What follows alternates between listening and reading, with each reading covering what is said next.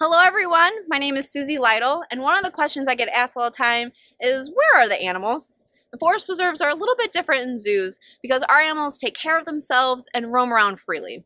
That doesn't mean you're not going to be able to see any, you just need to know where to look and how to look. We'll be meeting up with our wildlife ecologist to learn how she monitors all of our wildlife.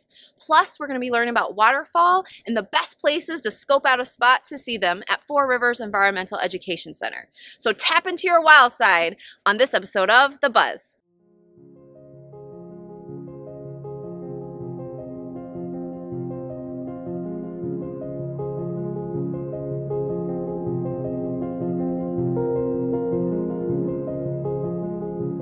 There are many different jobs and departments here at the Forest Preserve District of Will County that all work together to make our preserves the best that they can be. In the past, we've met up with interpretive naturalists and program coordinators whose goal is to educate and connect the public about all the wonders that nature can bring. We also peeked into our restoration crews who work so hard to keep our habitats healthy and strong. And today, we get another piece of the puzzle by meeting up with our wildlife ecologist. Becky Blankenship is responsible for monitoring wildlife and gains insight on their population, their movements, and their overall health.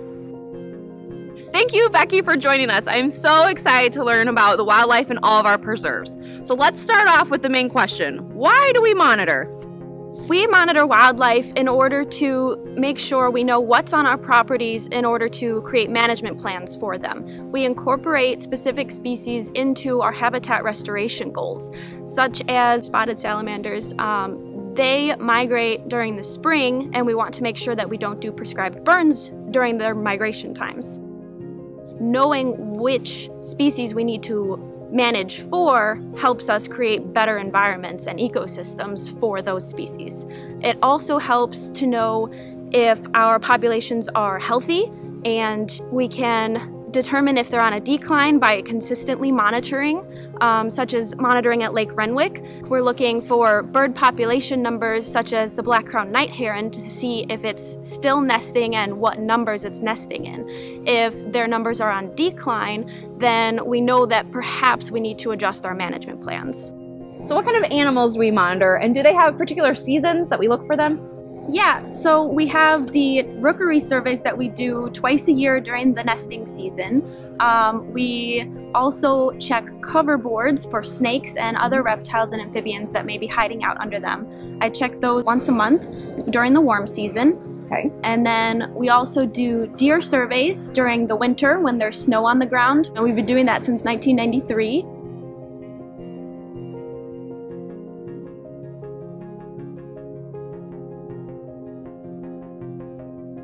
We also monitor for frogs, dragonflies, and butterflies through our volunteer monitoring program, and that's really cool because it gets the general public involved in our monitoring.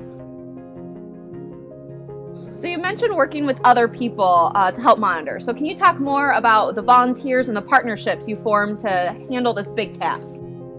We have a wonderful volunteer program through the Chicago Academy of Sciences where our volunteers can sign up to monitor a calling frog survey, a dragonfly survey, or a butterfly survey. And they get to select a route that they monitor 3 to 6 times a year depending on which species. And then that data gets entered online, and the respective monitoring network gets to analyze that data, and we can request it and look at the trends within our sites. We collaborate with the Illinois Department of Natural Resources on multiple projects, including our electrofishing program that we use to survey our lakes. Electrofishing is done from a boat that has electrodes in the water. These electrodes send out an electric pulse that shocks and stuns fish in order for people on the front of the boat to scoop up with nets.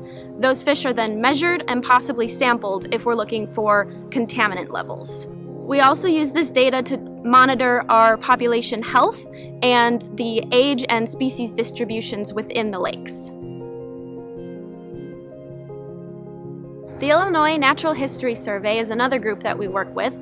We hire them to do a lot of surveys within our preserves, including herp surveys, which are your reptiles and amphibians, and also your endangered and threatened species. So they've worked on researching our spotted turtles, Blanding's turtles, and our Kirtland snakes populations. Kirtland snakes are state-threatened small water snakes that live in crayfish burrows, and the Illinois Natural History Survey does a lot of research trying to monitor their populations here in Will County. So when they find a Kirtland snake, they measure it and pit tag it so that if they find it again, they know it's the same individual and they can track its health and growth. Because Kirtlands are state-threatened, it's important to keep track of their populations to make sure that we are helping them and not hurting them.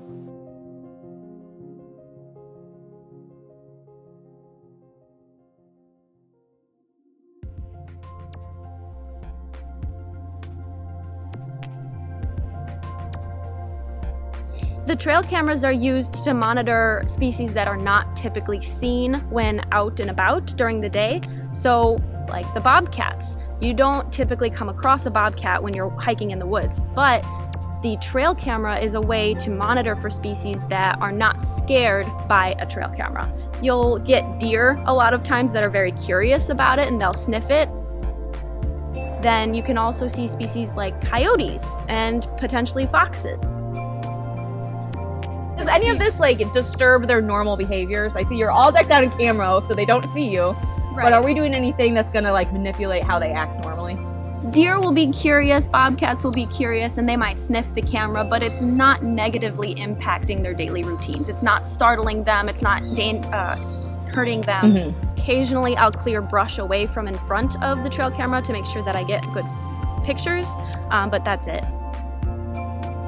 Right now I have 4 trail cameras out, and I try to check them every couple of weeks, but they can last a few months before I have to check them to make sure their battery is not dead.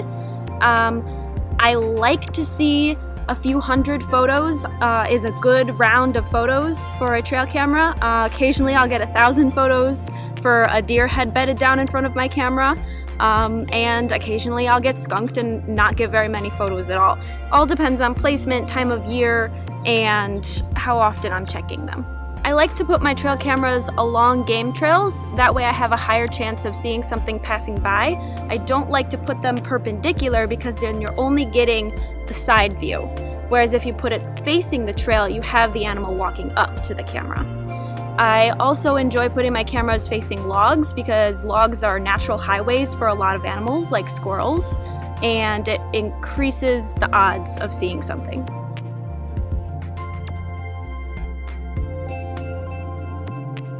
The bobcats by far. That adorable little family coming in front of my cameras for a couple of weeks. I got photos of them. Especially the daytime photos were incredible. Because nighttime it's really cool, but seeing a colored photo of a bobcat is just incredible. Occasionally I will get an owl or a black squirrel, or I will see something that you don't know is in the preserve yet, so I get to add that to our species list.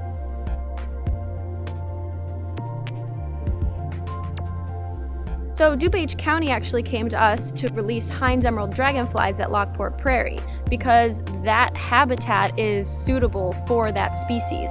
We have a lot of preserves that have the correct habitat for specific endangered and threatened species that a lot of other places just don't have.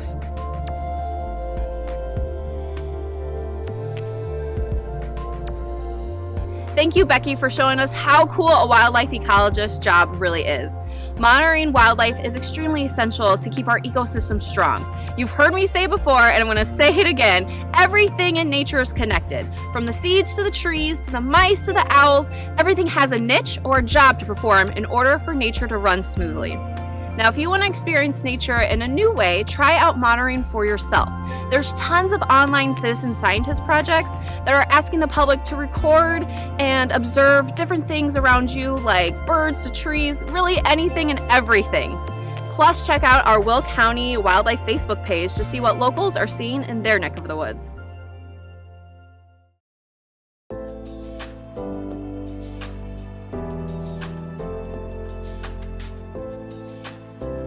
Isle Alakash Museum and Preserve is a spot where the history of French voyagers and Native Americans meets modern-day Romeoville. There's no shortage of things to do and see, whether you love history, nature, or both. Hike the trail along the Des Plaines River and soak in some peaceful moments. Explore the museum, where you'll be able to step back in time and see what life was like hundreds of years ago.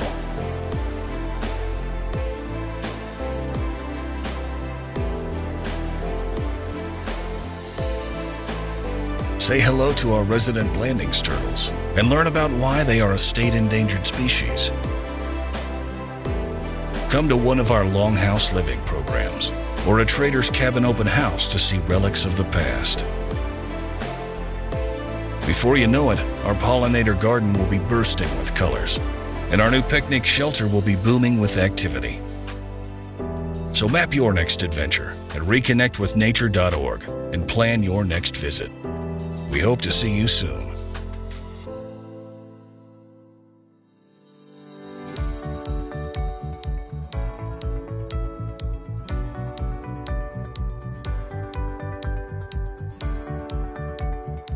March is a time where we're transitioning into the spring season, and one of my favorite things to do in spring is to watch the forest floor transform with emerging flowers. And the first plant to break the ground is not a flower that you would think of.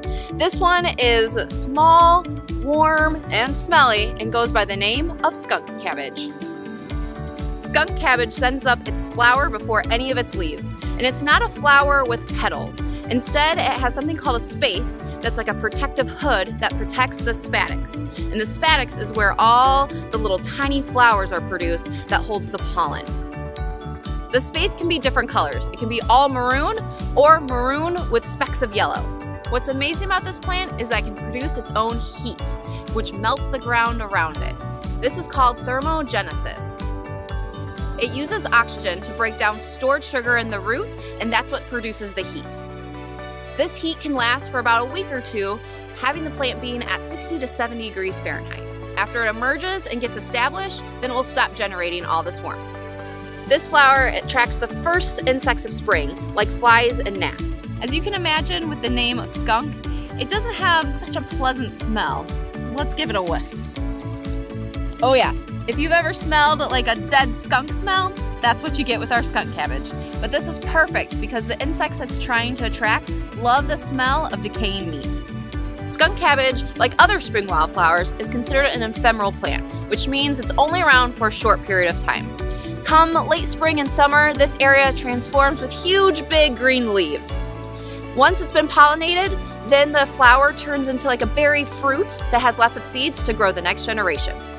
You can find this plant in wet areas, so look for along streams, springs, and even mucky soil in the woods.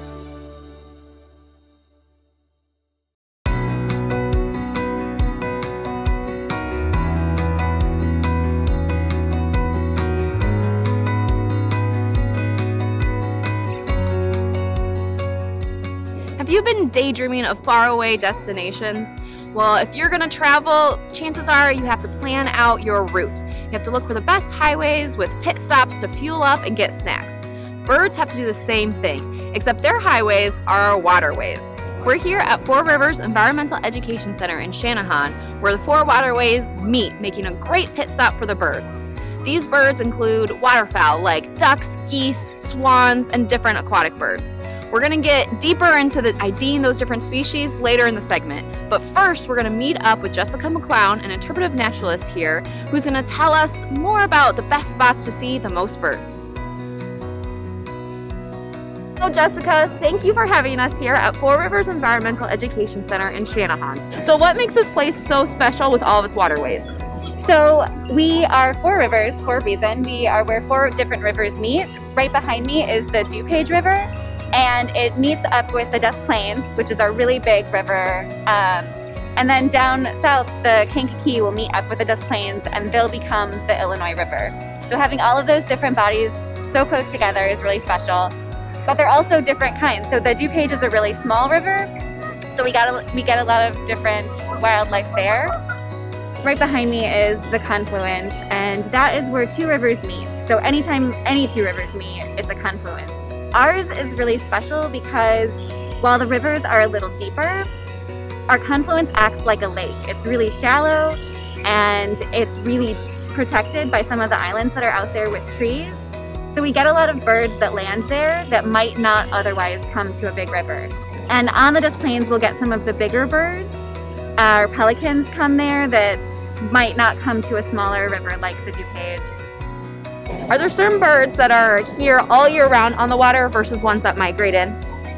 So because we are on the water, we get a lot of birds that come just for the winter, just for migration season, or just for the summer.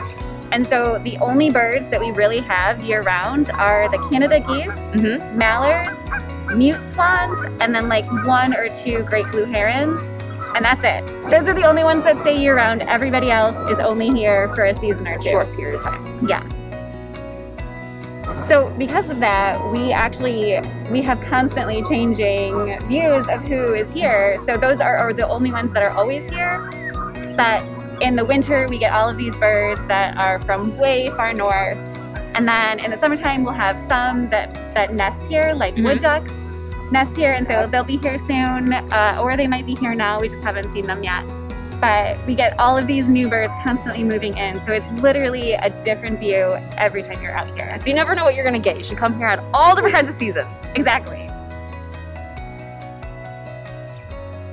So what kind of equipment should we bring if we're hoping to see the most birds? So if you're just out and you're walking and you're going either farther distances, I would just bring binoculars. Mine are 8x42s, which is pretty much your standard binocular strength.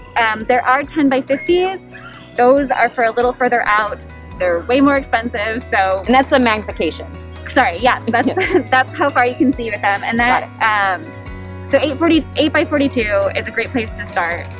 If it's a windy day, a scope like this is going to be kind of challenging, but you can see a lot farther. And where we are, the water goes out so far that having a scope is pretty handy.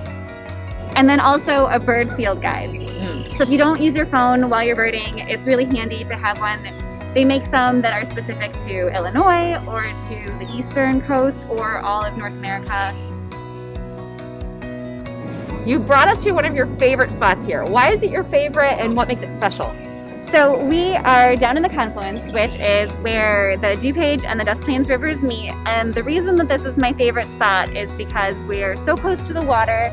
You're getting all of those water birds, but we also are in the trees right now, so we're getting songbirds. So we have marshy conditions nearby, so we're getting wood ducks and red-winged blackbirds, and we even have eagles going by over the river and into our trees. So we are kind of getting everybody, and with all these islands behind us, we get kingfishers coming through. Really, this spot, you have everybody. We're going to take a short break, and when we return, we're going to learn more about our waterfall friends.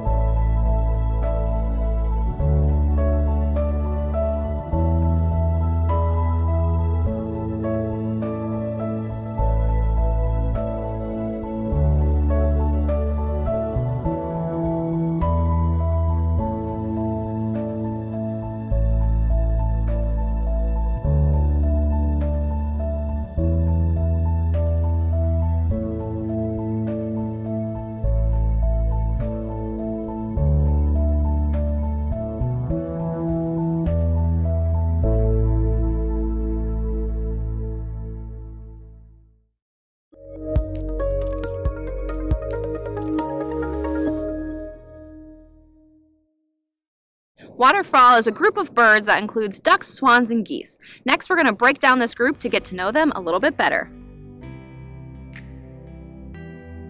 Ducks are a common sight in the preserves and even our own yards. They all have webbed feet built for swimming and waterproof feathers that keep them warm. They are omnivores, eating both seeds and plants, plus insects, fish, and crustaceans like crayfish. Now, how they eat is what helps us separate the species of ducks. Some dabble while others dive. Dabbling ducks eat on the land, the surface of the water, and by dipping their heads down below. You may see them in the water with their necks stretched out and their bills scanning the surface. This catches any insects are on top, plus plants and algae that are floating. They also feed by something called tipping, which is when they send their tail feathers to the sky and their necks and beaks are underwater. When they do this, they're digging along the ground and also along the plants for a meal. One of the most famous dabblers are mallards. These are the bright green-headed ducks that can be found in any freshwater habitat. I've even seen them in ditches along my neighborhood. Other dabblers include gadwalls, northern shovelers, and blue-winged teals. Diving ducks are built differently than our dabblers. They have larger feet on shorter legs, put further back on their bodies, which are heavier, making all of this a little awkward to walk on land. They also prefer larger and deeper water bodies. Now, before they dive, first they squeeze their feathers close to their body, letting out all the air to help with buoyancy. And then they surge down, looking for a meal below. Once underwater, they can use their heads and tails to steer, following fish for a good meal. A frequent diver we see is the common merganser. These are sea ducks, and they have bigger bodies with longer bills. Males are bright white with a green head, where the females are more rusty with a spiked crest. Now these birds love diving for fish, and when they're down there, they can stay from 30 seconds to 2 minutes. And often when one goes down, the whole group follows. We have 3 swans in North America, and all 3 have been spotted here at Four Rivers at one time or another. Now they all look kind of similar, with big white bodies and long necks. But the more you learn about them, the easier it is to ID. First up is a mute swan. These are the most common and are here all year round. They tend to travel in pairs and are that classic silhouette that you picture when you think of a swan. So they've got those long necks that curve around almost like a little heart shape if they're together. Now be careful, even though they may look beautiful, they're pretty aggressive when defending their territory. Trumpeter swans are here during the winter months and may stick around a little longer. They travel in family groups, about 3 to 6 birds. They are the largest of the swans, with black bills and black on their faces that form a V on their foreheads. And because they're the largest, they actually need 100 yards of a runway to take off. And lastly, we have the Tundra Swans. They migrate through our area, so you'd be pretty lucky to see one. And if you do see them, chances are you're not just seeing one, you're seeing a whole flock of 20 or more birds. Now they're the smallest of the swans, but they look pretty similar to the trumpeters. The key is looking at their faces. Instead of that V on their face, their black is straight across their forehead. And then some birds have a little yellow dot right in front of their eyes. They're also called whistling swans because when they fly, their wings make a whistle sound. We've covered ducks, swans, and there's one more bird that we have to mention, and you're probably going to have strong feelings about, the Canada goose. Love them or hate them, they're very common in our preserves and on our waterways. You can probably picture them flying in V formation, honking along the way. Soon they'll be building nests on the ground where the females lay on the eggs for the long haul. Meanwhile, the male guards the nest and her. Come spring and summer, they eat mostly grasses and vegetation. Come fall and winter, they switch to berries and seeds. Now this is important because I see a lot of people feeding our geese and our ducks bread and crackers. And we want to mention that maybe the intentions were good, but this is not a great habit for the ducks. Having an improper diet leads to different health concerns. Bread and crackers are high in carbs, low in protein, so they don't provide the right nutrients that the ducks would get in their normal diet. One of the more serious problems we see with an improper diet is a wing deformity. It really impacts the birds where they can't fly. So we want to remind you that it's actually illegal to feed any kind of wildlife in the forest preserves. Our best recommendation is to enjoy the animals doing their natural behaviors from afar.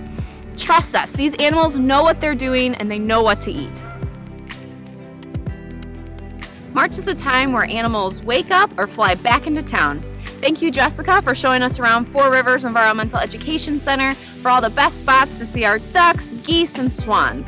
Now remember, the waterfall comes in different shapes and sizes. Some prefer to be on top of the water, while others like to dive down. And pack your binoculars. Keep looking at the skies, the trees, the ground. You just never know what you're going to see here. With April approaching, so many more birds are going to be flying in. Look out for American coots, wood ducks, pied-billed grebes, pelicans, and so much more. Birding is a great way to experience wildlife, even if it's just here for a pit stop. From ducks to deer to even sneaky bobcats, Will County is full of wild diversity. So where are all those animals? They're all around us. Gotta try to stay quiet, look for tracks, keep your ears open for birds, and your eyes peeled for a chance to have a glimpse of our wild neighbors. Now it's your turn. Map your next adventure at reconnectwithnature.org for the latest in wildlife news, trail maps, and upcoming programs near you. I hope to see you out with binoculars in hand, but until then, I'll see you next time on The Buzz.